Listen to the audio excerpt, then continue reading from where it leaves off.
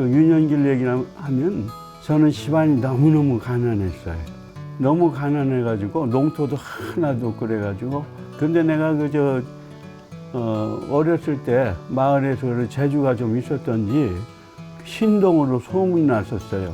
뭐냐면 그 아버님께서 이제 그 학교도 뭐 무학이시고 그래가지고 그 천자문 있죠. 그 천자문만 참 따라서 외우게 이렇게 하셨어요. 그래서 내가 5살 때 천자문을 딸딸딸 외웠어요. 그래서 아침 이제 먹기 전에 아버님께서 외워라. 그래야 밥 먹는다 했어. 그래서 동네에서 이제 신동이 났다 소리도 듣고 이제 그랬는데, 근데 어느 날 아버님이 이제 생각하신 거예요. 여기다가는 애들이 교육이 아무것도 안 되고 그러니까 또 동네에서 또 신동이라고 얘기하고 또 내가 두마 초등학교 다니고 몇 달 있다가 아버님이 이 대전으로 이제 거기서 이제 판잣집 아랫방 칸으로 어렵게 사시는데 윗방을 우리가 얻어가지고 천하초등학교로 전학을 왔죠. 그렇게 해서 이제 옮겨서 이사를 오게 된 거죠. 그런데 그 한밭중학교 왔을 때 유명한 박용래 시인, 예? 그분이 선생님이 하셨어요. 박용래 선생님 들어오시면 상업선생님 시대도 칠판에다가 이제 그 노철명이 시라든가 이런 시를 써놓고서 이제 창밖을 바라보고 이러면서 이제 시를 한 수 읊으면서 이렇게 수업을 하셨어요. 근데 박윤 선생님이 그 눈에 이제 저를 이제 들은 거지 이제. 그래서 이제 그 문학을 하게 된 그런 계기가 되고 그랬는데 요새 영재교육 하잖아. 예술에도 그런 걸로 해가지고 대한민국 학생 예술문화상이라는 걸 제정했어요. 그래서 내가 제1회 수상자야. 대한민국 학생 예술문화상 제1회 수상자야. 그렇게 하다가 이제 경희대 그 황순원 선생님께서 이제 그 제자로 기르겠다 해서 경희대 문희정 학생으로 이제 가게 된 거예요. 황순원 선생님. 소설은 원래 내가 소설을 그 중학교 때도 이제 그 당선해가지고 저기 했는데 소설에 더 관심이 있었어요. 그리고 또 계기는 대학 1학년 때 미국의 오스틴 대학이라고 하는 대학하고 숭전대학, 그게 다 외국재단의 수석인데 거기서 공동으로 전국 그 대학생 그 소설 현상 모집을 했어요. 그리고서 거기서 그 당선작은 오스틴 대학에 대해서 번역을 해서 미국에서 소개한다고 그렇게 했는데 내가 거기서 출선을 했어. 그러고 나서 이제 더 소설을 본격적으로 쓰게 된 계기라고 할 수 있겠죠. 뭐. 내일이라고 하는 소설에 첫 장면은 할아버지 상냥꾼이 곰, 이거를 동굴 속에서 그놈을 추적하면서 눈이 막 오는데 기다리는 장면에서 시작되는 거예요. 그 다음에 이제 거기다가 이제 등단 연도라든가 이런 거를 갖다가 기대한다고 물어서 저를 하다 그러면 그거를 그 신정업사 이런 건 선생님이 그냥 해서 그냥 다른 데다 그냥 발표를 하셨으니까 그렇지 않으면은 그 국방부 광복 30주년 그거 했던 걸로 하냐 그런 얘기. 근데 내가 창작집 1991년에 이제 주변에 해가 내 말더듬기 이걸 했어요. 내가 다시 시작한다고 하면은 뭐 그것을 새 출발이라고 응? 볼 수 있겠지.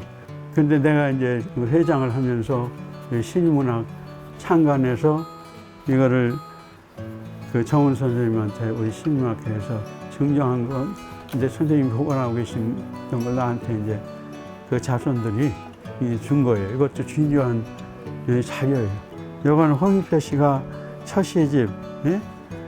어근이 지름길을 정훈 선생님한테 정정한 걸 이제 했다가 나한테 준 그런 거고. 요거는 이덕영 시인도 작고했지만 이 충청문단선에서는 중요한 시인 아니에요? 그 이덕영, 머들영 선배인데 내도 회장도 했지만 나랑도 친하고 그랬는데 그 시집을 정훈 선생님한테 이제 그 정정한 거 보관했다가 나한테 온 거예요. 내가 보는 소설, 일반적으로 알고 있는 거, 이걸 내가 간략하게 좀 얘기를 한다면, 소설은 얘기 아니에요, 얘기? 옛날 뭐 쉽게 얘기하면 춘향전이 뭐니 이런 거 다 고전 소설 아니에요. 그래서 이제 스토리죠, 스토리. 그래서 이 소설 명칭도 단편 소설을 쇼트 스토리라고 이렇게 하잖아요. 그런데 그리고 또 소설은 꾸며진 이야기이기 때문에 허구라고 해서 픽션이다 이렇게 얘기를 하는 것이죠. 그런데 그렇다고 해서 꾸며진 이야기라고 해서 허구라고 해서 이것은 거짓의 이야기라는 의미가 아니죠. 이것은 거짓 이상의 더 진실된 그 감동을 주는 이야기다라고 하는 그런 것이죠. 소설가가 특별하게 하는 건 자기 취향적인 이런 소재의 선택이 문제지 이거는 공통적인 이야기에 해당될 것 같아요. 그래서 이것도 뭐 얘기를 하자면 주제를 정하는 것이 가장 중요한 거죠.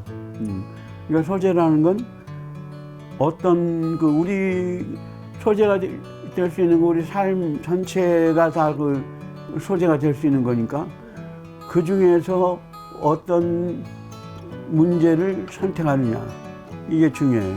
근데 그걸 선택할 때는 자기가 잘 소화할 수 있는 잘 아는 그런 소재를 선택해야 되는 거죠. 그리고 그 소재에서 선택했으면 무엇을 얘기할 것인가 그게 바로 주제 아니에요, 주제. 그러니까 주제가 분명해야 되고 어떤 그 문제로 심도 있게 나타내야 된다는 거 이것이 아주 중요한 그런 문제라고 이제 볼 수 있겠어요. 본격적으로 이제 그 소설 쓸 때 가장 중요한 요소라고 볼 수 있는 것은 구성을 어떻게 하느냐는 거예요. 이야기를 어떻게 꾸미느냐 하는 것이죠. 우리 레미제라블을 쓴 짱발장을 쓴 빅토르 유고가 그랬어요. 뭐라고 했냐면 소설은 얘기 꾸미는 거지 뭐 별게있냐. 응? 구성이지. 응? 그 얘기가 그 얘기고 다 주제는 똑같은데 응? 소설 쓰는 거는 바로 그 구성을 하는 문제다. 이런 얘기를 했어요. 근데 이것도 우리가 일반적으로 얘기를 하면은 우리가 똑같은 이야기라도 친구들끼리 대화할 때 이야기라도 어떤 친구와 얘기하면 같은 얘기를 하는데도 굉장히 그냥 실감 있게 얘기해가지고 그래 뭐 이렇게 하면서 되는데 어떤 친구가 똑같은 얘기를 내용인데 하면 시들해서 별 재미도 없고 그렇지 않냐는 거예요. 예를 든다면 그렇게 될 수 있겠어요. 그런데 이게 중요해요. 스탕달이 그래서요. 사랑, 그 말은 사랑은 것은 수십억 년 동안 그동안 또 소설을 얘기하면 오랜 생활 동안 많은 사람들이 그 사랑이라는 말을 달고 다른 말을 사용해 왔지만 사람들은 그 달고 다른 사랑의 말을 저마다 새롭게 자기한테 적용한다. 그 유명한 명언이에요. 이 소설에도 마찬가지다 이거야. 그래서 이야기 꾸미는 것도 중요하지만 그것을 얼만큼 감동 있게 이렇게 풀어내느냐 이거죠. 그래서 내한테 어떤 걸 중요하게 하느냐 하는데 내가 생각하는 것이 바로 그 소설가는 소설을 창작할 때 중요한 부분이라고 이렇게 정리해서 말씀을 드릴 것 같아요. 그리고 문학은 지금 위기다 그러는데 사실은 위기는 위기야. 그러나 그 문학 자체도 없어질 수 없는 거고 절대 필요한 이런 것이죠. 그러니까 이거는 이제 또 뒤에 가서 얘기가 될 수 있을 것 같아 보니까 전부 사람들이 깊이 생각하지 않고 오늘날 삶이 그냥 바쁘고 그러니까 뭘 자기 존재에 대해서 뭐 이런 거에 어떤 자기 감성의 이런 것을 폭을 넓힌다든지 이런 여유가 없는 거지 사람들이. 그리고는 말초 신경적인 거, 자격적인 거, 쾌락적인 거 이런 거 그러고 즉흥적으로 빨리 해결되는 거 이런 식으로 세상의 흐름이 가다 보니까 바로 사색하고 이러한 것과 멀어지는 것 여기에서 이제 문학이 위기적인 것을 찾는다면 찾을 수 있겠죠. 그러나 문학은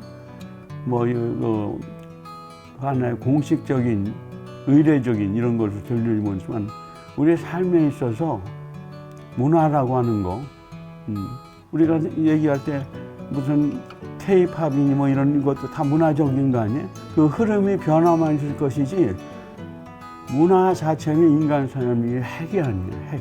그렇죠? 그게 이제 학문을 얘기하면은 오늘날 인문학도 전부 뭐 돈 버는 거 이런 쪽 하니까 멀어지고 위기다 이렇게 얘기하는데 사실은 인간 삶을 인간답게 만드는 것은 인문학이에요. 그것이 멀어지면 멀어질수록 인간적인 삶은 피폐해지고 그렇게 이제 되는 거죠.